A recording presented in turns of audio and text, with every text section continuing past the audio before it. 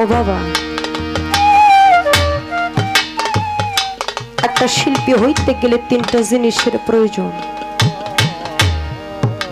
শিক্ষা, জ্ঞান, কণ্ঠস্বর। যার তিনটা কোনোটাই আমার মধ্যে নাই। আপনাদেরকে তত্ত্বশাস্ত্র দিয়ে মনোরঞ্জন করতে পারবো না। সাধকের কিছু গান দিয়ে যদি দয়ালের কৃপা হয় তাহলে সেই সাধকের গান দিয়ে আপনাদের মনোরঞ্জন কতটুকু করতে পারবো তাও চাই।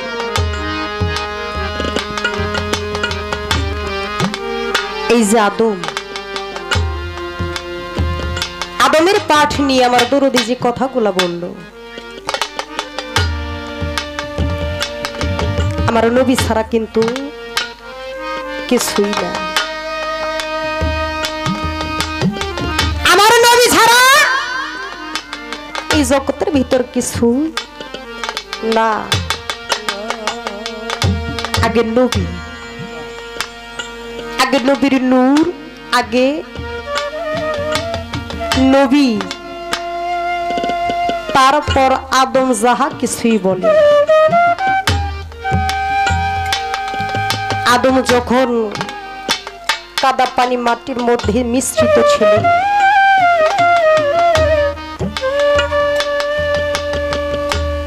এই আদম যখন গন্ধম খাইয়া গুনাহগার হয়েছিল বাবা, কোন নামের উপর তার জীবনের গুনাহ মাফ হয়েছে?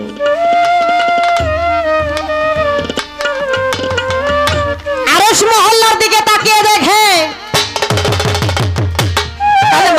লা ইলাহা ইল্লাল্লাহ মুহাম্মাদুর রাসূলুল্লাহ সাল্লাল্লাহু আলাইহি ওয়াসাল্লাম।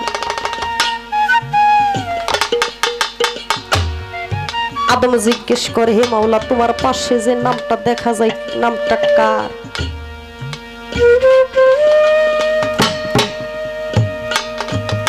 আমার স্রষ্টা নিজে মুখে আমার নবীকে বন্ধু বলে স্বীকার করে নিছে। 12-24 হরফে এই কালেমা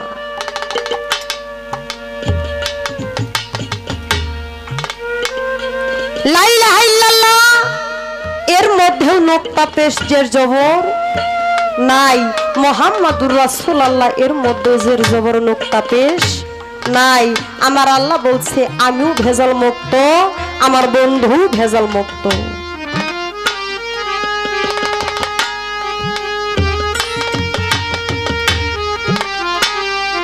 আমার স্রষ্টা তাক দিয়া কইও আতে, আমার নামের পাশে যার নাম সম্পৃক্ত করা আছে, যদি তাহা দেখে শুনে একবার তুমি পাঠ করতে পারো, তোমার জীবনের গোনা খাতা আমি সেই নামের উপর মাফ করে দেব। যার নামের উপরে, যার নামের উপরে পাথরও পানির জলে ভাসে। ও পাগল, আমরা মানুষ হইয়া সেই বান্ধবকে চিনলাম না, জানলাম না।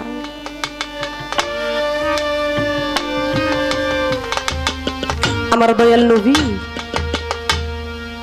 একদিন রাস্তা দিয়া যায়, এমন তো সময় এক শিকার আসছে বাবা শিকার করার জন্য। বনের যে হরিণী তাকে শিকার করে যখন, বনের হরিণীকে শিকার করে যখন ওই শিকারে যায়, ওই হরিণীটা মনে মনে চিন্তা ভাবনা করে, যদি আমার একবার দয়ালকে পাইতাম।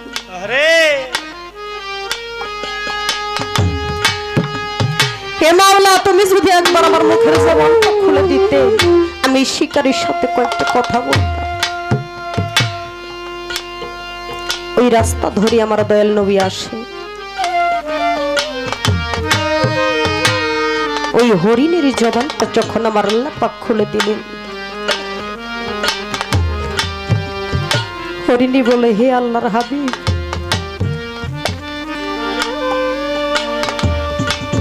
আমি জানি যে রহমত বর্ষিত,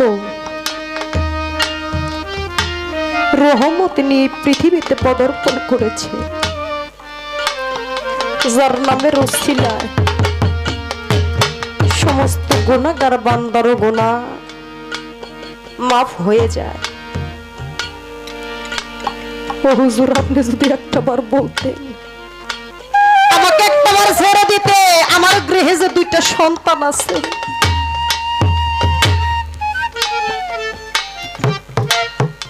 আমি তাদেরকে একটা নজরে দেখে আবার শিকারের জালে আমি ধরা দিতাম। শিকারীকে ডাক দেয়া কয়, ও শিকারী, তুমি একটাবার এই শিকারী হরিণটাকে তুমি ছেড়ে দাও, এর ঘরে যে বাচ্চা আছে সন্তানকে দেখে সে আবার চলে আসবে, আমি তোমাকে কথা দিলাম। বলে ছেড়ে দিতে পারি, একটা বিনিময়ে। সেটা কি? এই হরিণটিকে ছেড়ে দিব।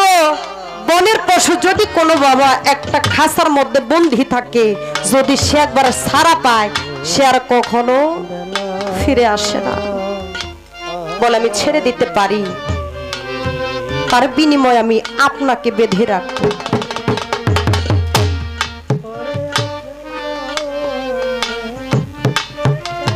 তার বিনিময়ে আমি আপনাকে বেঁধে রাখবো, আমি ছেড়ে দিতে পারি। বলে ঠিক আছে, তাহলে তুমি তাই করো। বনের হরিণী কেন বাকি কা করে বাজানো জগতে থাকি, দৌড়ে দৌড়ে গৃহে গিয়া বাচ্চা রে যায় রে বলিয়া। ও বাচ্চারা তোমরা তোমরা জেনে রাখো, যে না হইলে তুমি আমি জগৎ সৃজ ওরে বাজান হইতো না রে কিছু। আখেরের নবী যাকে সৃজন না করলে আমরা কিছুই সৃজন হইতাম না। তোমরা কোথায় আছো? তাড়াতাড়ি আমার বুকে আসো।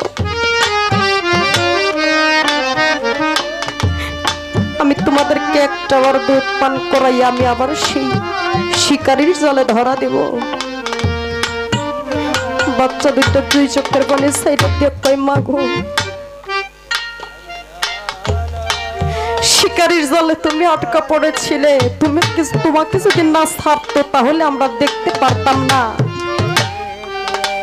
তুমি যেহেতু এসেই পড়েছ, আর যাওয়ার কোনো দরকার নাই।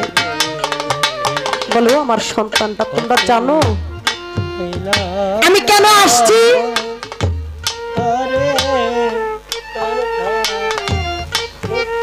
যাকে সৃষ্টি না করলে আমার স্রষ্টা গাছ বৃক্ষ তরুলতা এমনকি একটি বালির কোন পর্যন্ত সৃষ্টি করিতেন না। আমি আমার সেই বন্ধুকে তার কাছে জিম্মাদারি রেখে আসছি।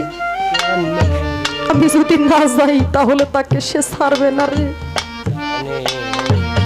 খাবো না খাবো না দুধ ধরে, খাবো না খাবো না ধরে, তাকে সৃজন না করিলে খাবো না খাবো না দুধ ধরে।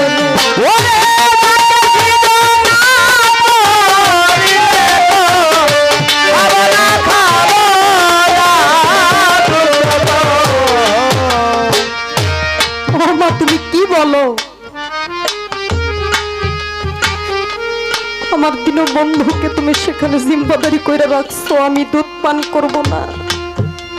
তাড়াতাড়ি আমাদেরকে সেখানে নিয়ে চলো। আমার সেই তো নবীকে একটা আবার দেখে আমার জীবনটাকে ধন্য করব। শিকারী পন্থ থেকে চায় দেখে হরিণ একটা গেছিল, কিন্তু সেইখানে দেখা যায় 3টা হরিণ আসছে।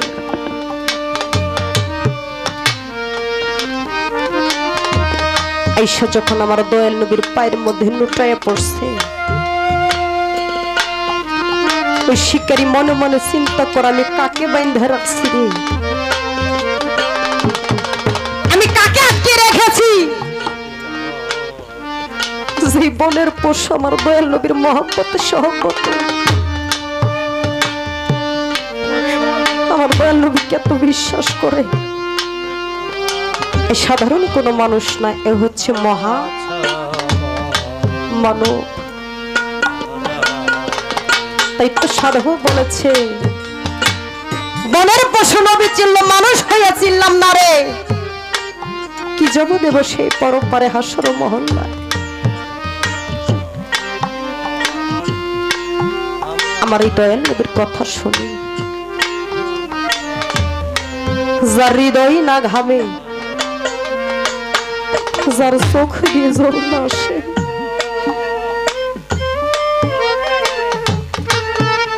সে প্রকৃত পক্ষে আমার দয়াল নবীর উম্মত না।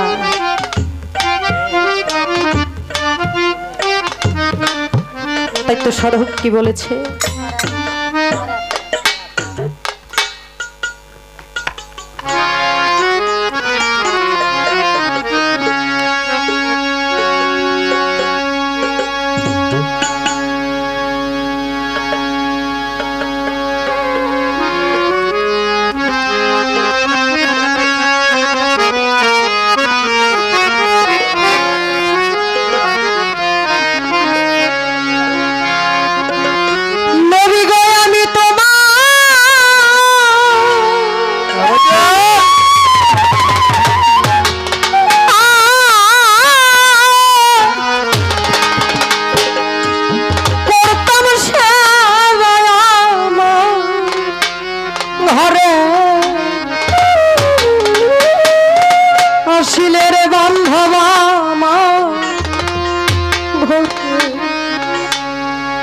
একবার তোমায় পাইলে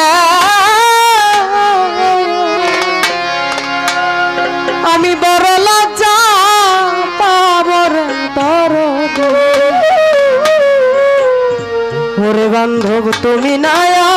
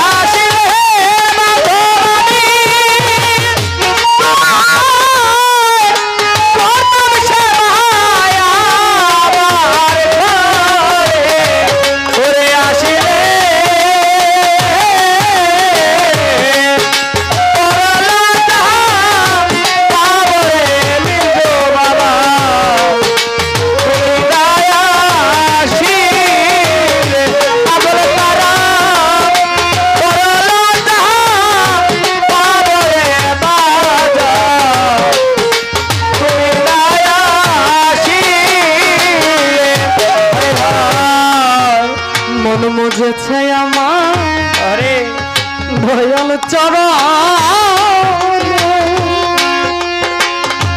ওরে আমার মন মজেছে বুধ চান চরণে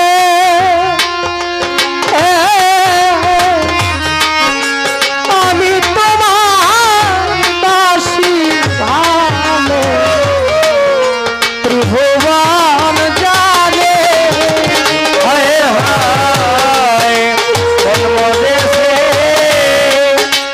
তোমার চরণে আমি তোমায় ভালো রে বাসি ত্রিভুবনে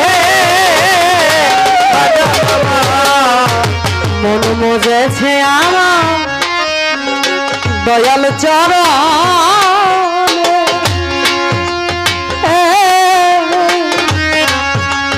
আমি তোমায় দাসী ভালো ত্রিভুবন জানে ওরে আমার ফুলের মালা ধন্য হইতো রে ওরে আমার ফুলের মালা ধন্য হইতো রে ওরে আমার ফুলের মালা ধন্য হইতো নিজ হাতে পরাইলে রে মালা নিজে হাতে পরাইলে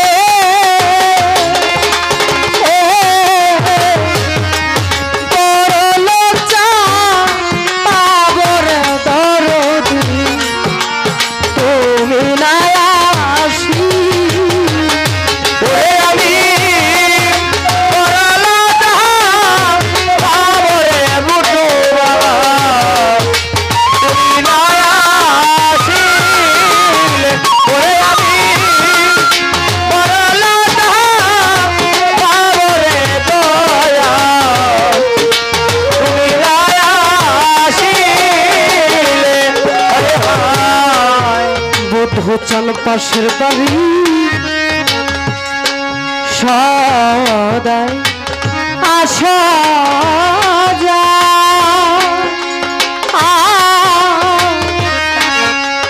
আমি দাসী ডাকি তোমার ফিরে নাহি চাও হায় হায় পাশের বাড়ি সবাই আসা